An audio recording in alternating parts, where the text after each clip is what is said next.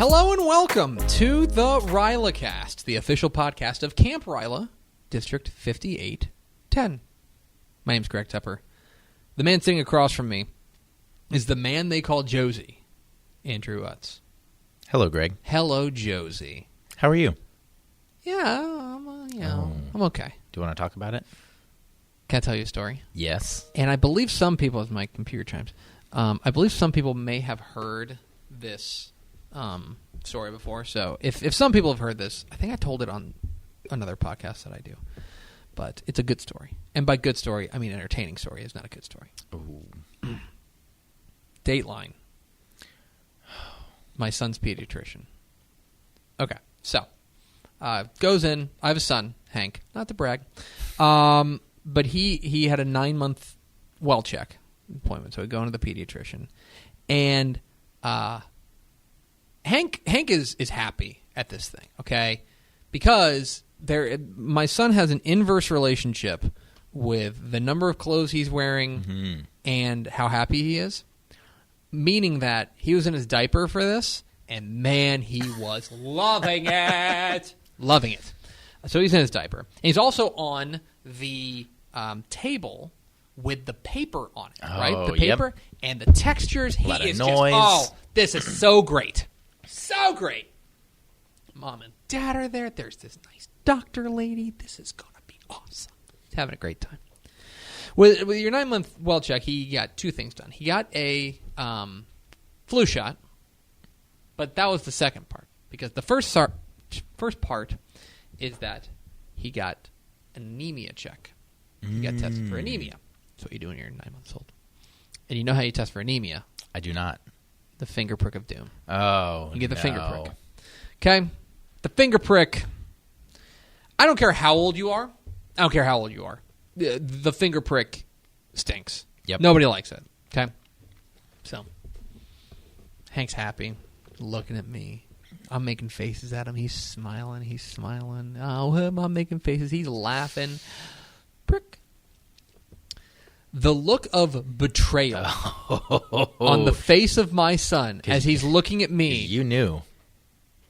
I trusted you. What did you do, old man? I thought we were friends. And so he starts wailing and wailing and wailing, and then he gets the flu shot and all that fun stuff. And the next morning, because I do daycare, I take him daycare in the morning. The next morning, I swear he was giving me side-eye. He remembered. I swear he was giving me side-eye. And he's like, I'm on to you, old man. I'm on to you, you old fart. I know what's going on. So anyway, that is Adventures in Parenting on this, the RYLACast. Thanks for spending part of your day with us as I explain to you all the joys of having a son and betraying him in the deepest, darkest way, like as he gets his finger pricked and tested for anemia. No anemia, by the way. As That's I good. just share my son's medical history. Okay, on today's program, we have a big time guest coming up here in the middle segment. The real. We are just the bread of the sandwich. Mm-hmm. This is the peanut butter and the jelly, so to speak, and we'll be joined by Beth Anderson, Beth Digby Anderson, who I believe is still in my phone as Beth Digby Anderson from when I got her phone number back in 2005 or something like that. Beth Anderson is our guest. Had a great conversation with Beth at camp. Pulled her away from like legitimate important duties. We did. Like we said that about Mackenzie, and like I love Mackenzie, but like I really super mean it with Beth. Yes. Like Beth kind of was running the camp. And so we were nice. She was nice enough to give us a few minutes of her time at camp. So we will talk with her. You'll hear from her coming up here in the middle portion of the program. But first, it's my job to give you something to think about. And again, we let our guest decide our fate. And Beth chose from the big list of words the word positivity. Positivity. And another word that I think is extremely on brand with our guest. That's like when I think of positivity, or when I think of Beth, I think of positivity. Mm-hmm. So that makes a lot of sense. So I've got the big segment. I got the front end of the segment, And I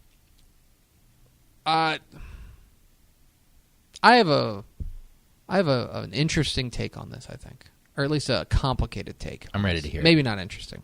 I'm sure. in fact, almost certainly not interesting, but at least a complicated take on this. And this is an important, I think, topic to tackle because it is one of the hallmarks of this organization. I would say that if you were to describe, if you were to ask the average person who's connected to the RYLA program to describe what makes the program special, it would not take long to get to the word positivity. That it is everyone's so positive, everyone's so supportive, everyone's so this, everyone's so that, but it would all come back to being positive. And there's a lot of benefits. I don't need to tell you, probably, that there's a lot of benefits to being positive, right? In fact, there is an article, and I'm reading from, once again, the Harvard Business Review. Ooh, Harvard Business Review. I'm reading here that there was a research article published in the Journal of Applied Behavioral Science. I'm like hanging on by a thread. I'm telling you. That. A woman named Kim Cameron and her colleagues at the University of Michigan says that they found a workplace characterized by positive and virtuous practices excels in a number of domains. Okay. So basically what they're saying is more productive workspaces or more positive workspaces, more positive teams are more productive. Positivity breeds productivity, which I think makes sense. Right? Yeah. I think that aligns with what I think. And those practices include caring for, being interested in, and maintaining responsibility for colleagues as friends, providing support for one another, including offering kindness and compassion when others are struggling, avoiding blame and forgiving mistakes, inspiring one another to work, or at work rather, emphasizing the meaningfulness of the work, and treating each other with respect, gratitude, trust, and integrity. I would say that those are all very virtuous and positive, and those would encourage, I think, anybody to want to do more for whatever organization that they're operating with. Positive practices include increasing positive emotions, buffering against negative events like stress, improving employees' ability to bounce back from challenges and difficulties, and attracting and bolstering employees, making them more loyal and bringing out the best in them. Right? Positive atmosphere is going to create a good culture. A good culture is one you're going to want to work harder for. It makes a lot of sense. Mm-hmm. Let me tell you something else, though. Because I do think that there is something to be said about people who are positive for the sake of being positive. And that's not to say that you shouldn't always default to positivity. But I think that one thing is, I think, extremely important is authentic positivity. I think that if you're just out there cheerleading, I think people can sniff that out. Do you know what I mean? Yeah, like out there just to be... If we're just clapping, just to clap, I don't think that necessarily encourages anybody. I think that it's got to come from a place of authenticity. And actually, this is in... I found another thing. This is in the Leadership Quarterly, which is a thing. They studied authentic leadership as a prominent but problematic example of positive leadership that we use as a more general warning against the current fashion of excessive positivity in leadership studies. Because I do think that one of the things that can get in the way of productivity is when positivity feels like a chore. Is like, we're going to be positive because it's important that we're positive, right? Right. Instead, it should come from an authentic place. It should come from a natural place. And what you should want to do, in my opinion, is foster a culture in which people want to be positive without saying, hey, in this workplace, we are positive, so we're going to stay positive. I think it's okay to have bad days, is what I'm saying. And I think that's natural, and we should address that and meet that head on. But I think that the notion, and I think that there are probably some workplaces out there that are like, we're going to be positive because we're just positive. Well, okay, what is there to be positive about? You know, like, give me something to be positive about, and I will be a lot more of that. So I think that positivity is obviously a good thing.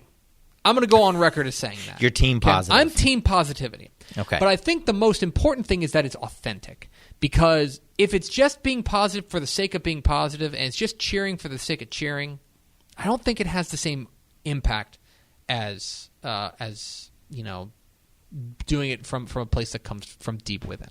It's more surface level. Yeah, it's more surface level. It's like we talk about how it's got to be something you actually feel as opposed to something you actually say. You just say.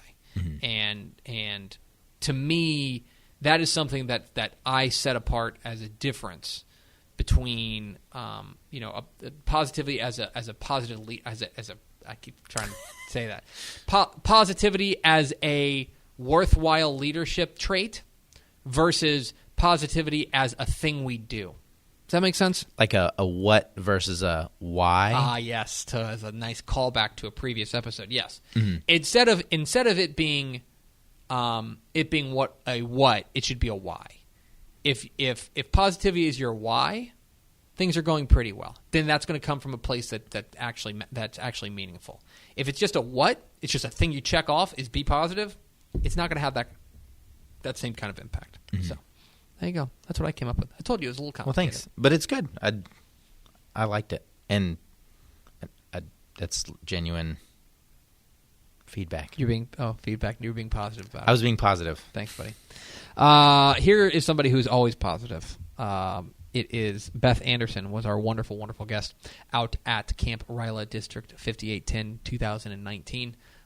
You do not want to miss our conversation with Beth Anderson. Coming up next on the RYLAcast.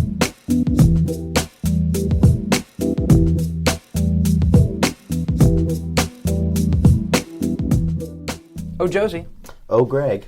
Here we are once again in beautiful, crime-free Midlothian, Texas, at the RYLAcast.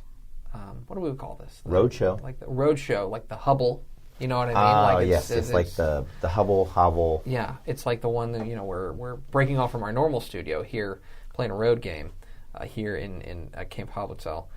And I don't know if you've noticed, but here around camp, it seems like there's some people who are pretty big deal walking around. Oh, yeah. I mean, there's a couple people, but there's really one in particular that I've noticed. And we were able to book her. Ladies, we were?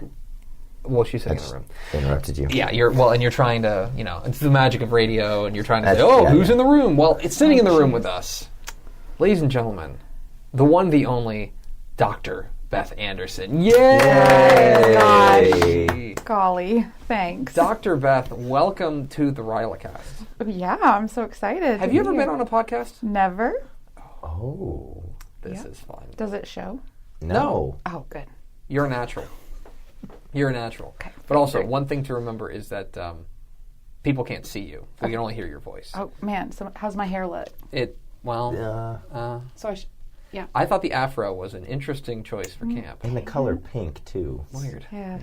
Yeah. So we will start this interview in the same way that we start all of our interviews. We're going to ask you to tell us your RYLA story. Oh, okay. From the beginning? That seems like it's up to you. Seems like it's up to you. Yeah. I'm not sure where you start your stories. I guess we'll start it in the beginning. Let's start today and work backwards. So, I was born at RYLA. Start there. Okay, so I was a camper. If you guys couldn't tell, we are deep into camp, and a bit of mania has set in. Sleep. Okay. So much mania. So I went to Bishop Lynch High School, and I went to camp in 1997 at Bridgeport, which is very different from what we currently have, the luxurious grounds that we have. And so then I came back as an assistant counselor, ACA, in activities, and was lucky enough to be invited back on the alumni staff, so kept coming back. And then in 2001 is when it was the first ever international RYLA program that both Dana and Mark were directors of, and they actually modeled after our program. And 5 of us got to go. It was Emily, Scooter, myself, Michael Suter, Meredith Reed. Mm-hmm. So we had a great time, and all of the travel and everything. We went all the way to San Antonio for this international convention. Oh, wow. You've been to one, Josey, right? I have. I've also been to San Antonio. The Big Apple. Yes, yeah. They. Is that not? I'm sorry. Go ahead. Sure. Okay.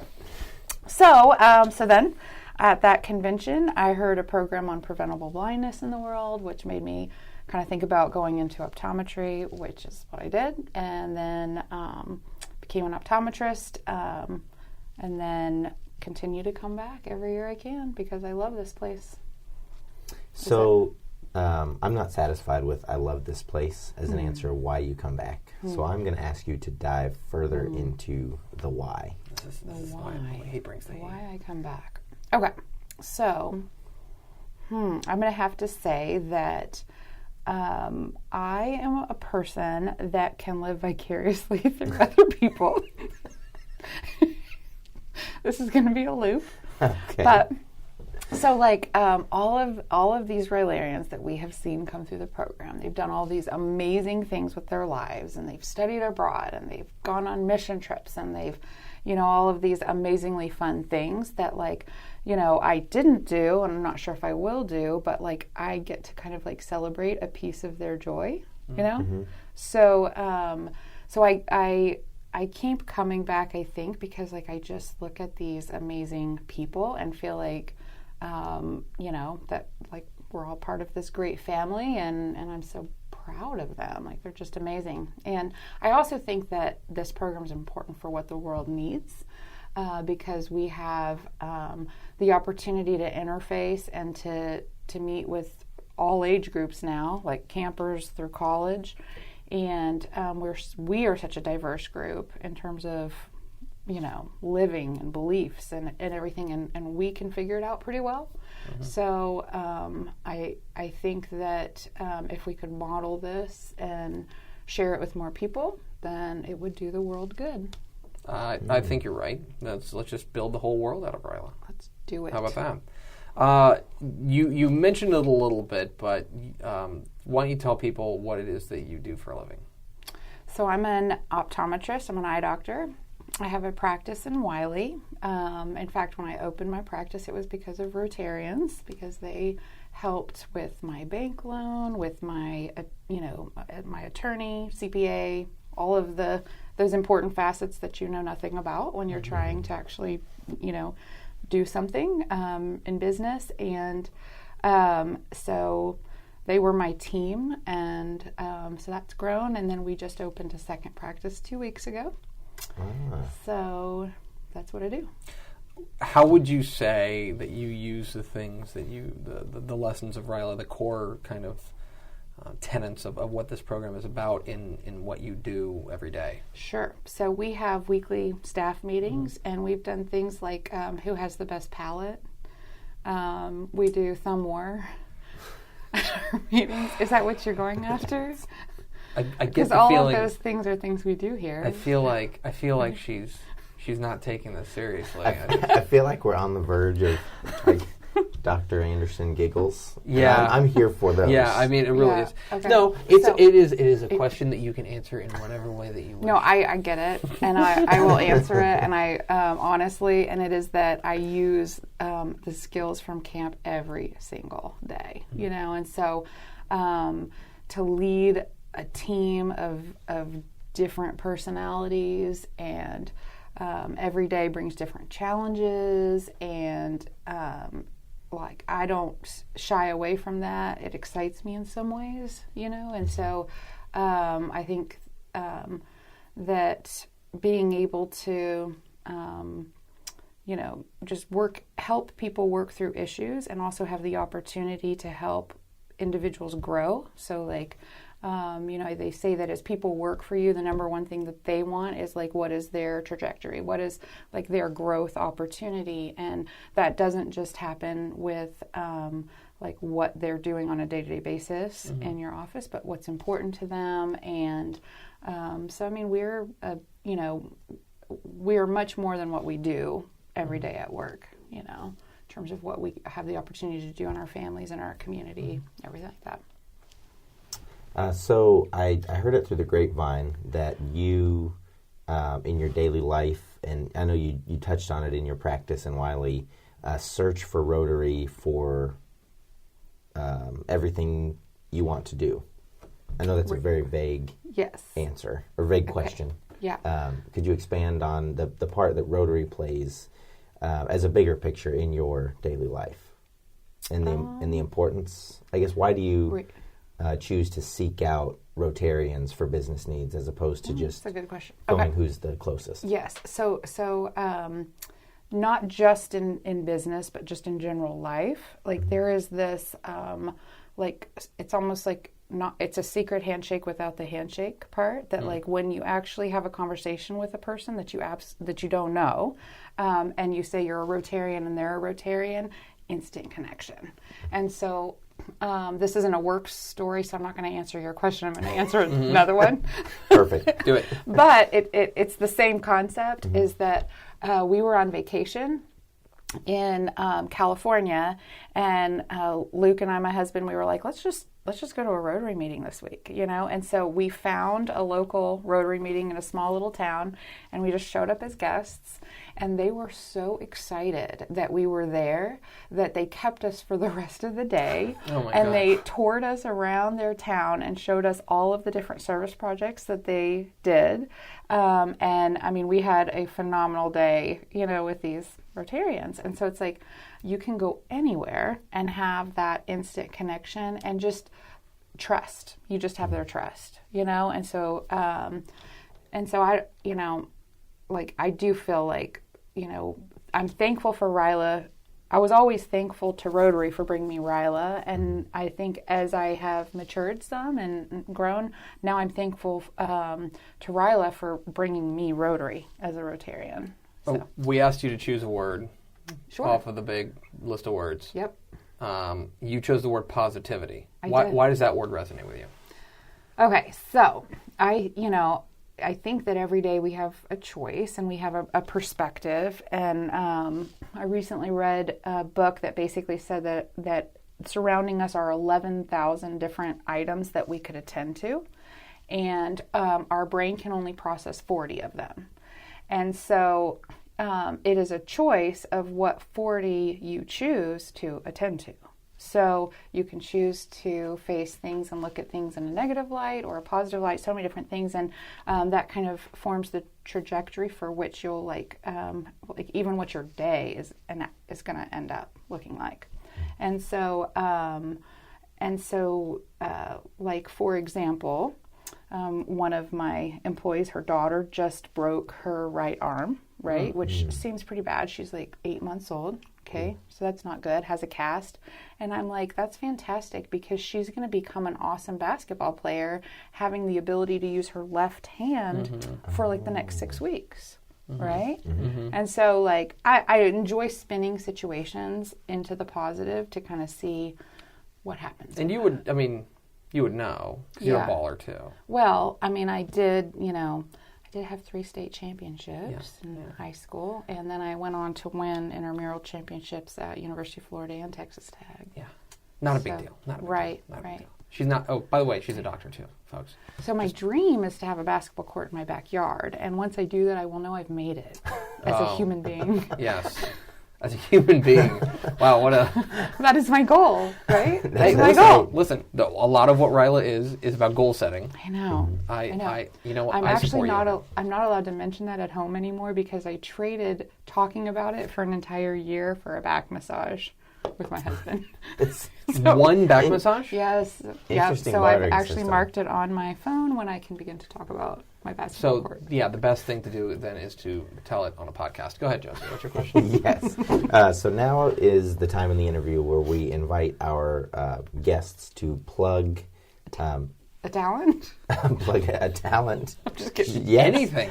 absolutely. No, go for it. No, a talent, or the floor is yours to recommend a book, a joke, a talent, a joke. service, A recipe. A recipe. Sticking with my theme, I think I might recommend a book. I really like, I think Sean Acors that writes The Happiness Advantage. And then he also writes another book that I might even actually like better called Before Happiness. And it literally just talks about how that idea of positive mindset and how that happy, like we always think that we get this job, we'll be happy. We get this degree, we'll be happy. We lose this weight, we'll be happy. And so the happiness is always the carrot that we're chasing, but that actually that happiness and positivity comes before that. And if you have that, more opportunities will come your way, more job opportunities, and people gravitate towards you, so that basically you should just, be happy. So what was the name of the book? Okay, so one of them is The Happiness Advantage, and the other one is called Before Happiness, and they're both by Sean Akors. Okay. So I thought I had one question, but I actually have two. First, one role we haven't mentioned about you is mom. Oh. I'm interested because I'm a new parent. Yes. How has RYLA and the lessons from RYLA helped shape you as a parent? Yep. I gotcha. Yeah, that's a hard one. I just nailed you. Yeah. I mean, it's good because it's like, I think in reverse, I'm thankful to have RYLA to help me forecast what the future might show me. Like, I can look at these kids and be like, okay, but really, I'm like, I'm looking at the campers now and being like, okay, like, are you going to be a good counselor? Because you might actually be the counselor for my child that comes through RYLA. But, there's a lot to be said at RYLA about just the fun that we have and the goofiness that's here, and that you can't go out into the world and be fun and goofy just anywhere. And I love to do that with the boys because I think children should grow up in a fun and goofy environment. That's a good Is answer. that good? That's a great Okay. answer. Is Yes. that good? I know Okay. I caught you off guard. Okay. That was not, Yeah. that was not a real question. I was ready to just talk about them for 30, 40 minutes. Go for it. No. Okay, that's fine. But Jack and Ben, oh my gosh, they're amazing. How old are they? Jack is 7, Ben's 5. Okay. Ben likes to hip hop.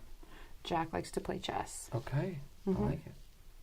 Now, the other question I had is, you have been at how many camps now? I don't know. A lot. Let's just say a lot. Yeah. Do you have a favorite moment in camp I'll just say a favorite moment in camp that happens every year? Is there a moment that you really look forward to at camp? For example, for me, I am always a sucker for, and this is going to sound weird, but I'm always a sucker for the first flagpole, like for the first flag raising, because that's when you kind of get this weird mix of like, what are we doing here? There's awkwardness, but there's excitement. I always love that moment. Is there a moment for you during the week that you just love? Okay, so there is, and I'm a morning person. I love the morning. I love to go to bed early, wake up early. I love coffee in the morning. So I wake up 30 minutes early just to hang out with Dana for 30 minutes before everyone else wakes up. But don't tell anyone. Okay. Because I don't want anyone else to Here's the great news. Nobody listens to this. Awesome. Yeah. We're in a soundproof room right now. Right. So that's great. This recorder isn't even on. Okay. Dr. Beth Anderson, yay! Oh gosh, guys, thank you so much.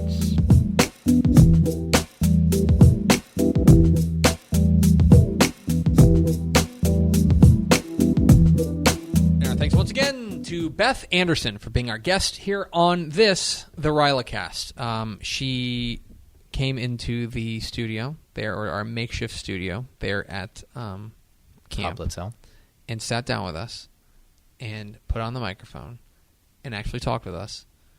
And it felt like she could have been doing something much better with her time. But she took time. To do that. Yes. For you, the listener. It's not for us. Literally, listener. It's for... Sorry. Plural. I gotta stay positive. Gotta stay positive here. Positive. It's gonna be a positive... it's gonna be a positive episode. We appreciate Beth Anderson for being our very special guest on the RYLAcast. And now, with something to leave you with, wearing a plaid shirt. Plaid checked? Checked. Not plaid. Checked. I feel like What's the difference? There is a difference. There's a difference, but this is there's another word My for wife this is shirt. screaming at me right now. My wife is screaming at me. You don't know what plaid is? I teach you nothing. It's I'll think of it at probably 3 episodes from now. And here was something to leave you with a check shirt on, is Josey.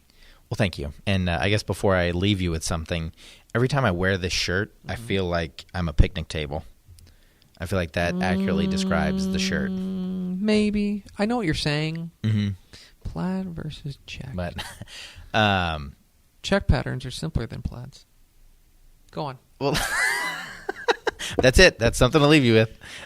So on this note of positivity, I'm glad you brought up kind of fake positive people. Mm-hmm. And maybe not people, but being positive just to be something. Yes. Positivity for the sake of positivity. Yes. And I feel like I've sometimes fall into that. And I'm going to steer this conversation into the power of yet, which I think is a powerful tool, but I find it kind of cheesy sometimes. And I say that and offer you this example. When someone's having like a really bad day and all they want to do is just vent out that they're having a really bad day. Mm-hmm. And it's like, man, I just really didn't make the grade I wanted to make. And then I jump in there and say, yet. I feel like that cheesy kind of game show hosty, right. Hey, let's play the power of yet. And so I think it's a powerful tool when used appropriately. And I know I'm talking about positivity in a very weird, meandering way. But I think, it's important to see the light at the end of the tunnel. And like you said, you're going to have bad days. And it's okay to have bad days. It's okay to have days that at the end of the day you say, if the only positive thing I take from this is that I'm here and I still want to do the thing that I want to do tomorrow, then that's okay. So something to leave you with is just that power of yet, and the idea that as long as you are still on the path or you're guiding your organization in the direction it needs to be going, you don't have to have achievable check marks at the end of every day. Yeah. That's okay. Positivity is not necessarily finding a tangible silver lining thing at the end of every day or at the end of whatever metric you use. But as long as you are just getting through, and sometimes status quo is okay. Well, and I also think that there's a key difference between being personally positive and being positive for the group. You know what I mean? Yep. And sometimes it's okay for to put a priority on both on each of them at different times, right? Mm-hmm. I think there's a lot of really good things that can come out of starting every day with a positive attitude, right? I think that's fair to say. And I also do think that when you're talking about being authentically positive, I think that there is a lot of, if you are able to harness that authentic positivity, there's a lot of it being able to go to, a lot of good things that can come for the group.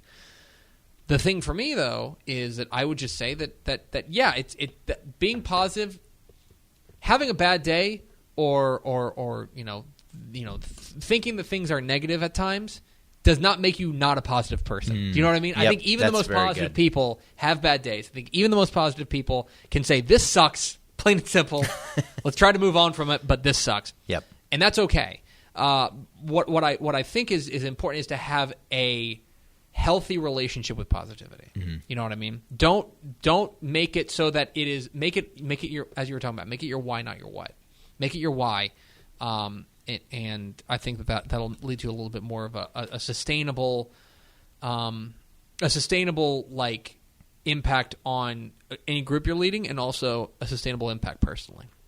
That's what I think. That's good. Other than that, I haven't thought anything about it. Other than I think. All that things I thought about. So, and there you go. That is going to be this episode of the RYLACast. Thank you for spending a part of your day with us, and a very special thanks once again to Beth Anderson for being our very special guest. Please subscribe and rate this podcast. It really does help the show grow. Also helping the show grow is by telling a friend about the podcast. Tell a friend about the RYLACast. And here, with an antiquated way of telling a friend about the RYLACast, is Josey. Yes. As we move into the colder months, make sure you blow hot air on a window and write with your finger, listen to the RYLACast Oh, I like that. That's on the really window. good. Yes. Yeah. We gotta wait till it's cold. Right. This podcast is coming up probably in October, so We'll probably have skipped straight through summer and fall. I mean, not through summer. it will but be. It'll be 30 degrees. It'll be the Antarctic Yes. here in Texas. Thank you for spending part of your day with us. And Josey, thanks for your courage. Thanks, Greg. We'll see you next time on the RYLACast.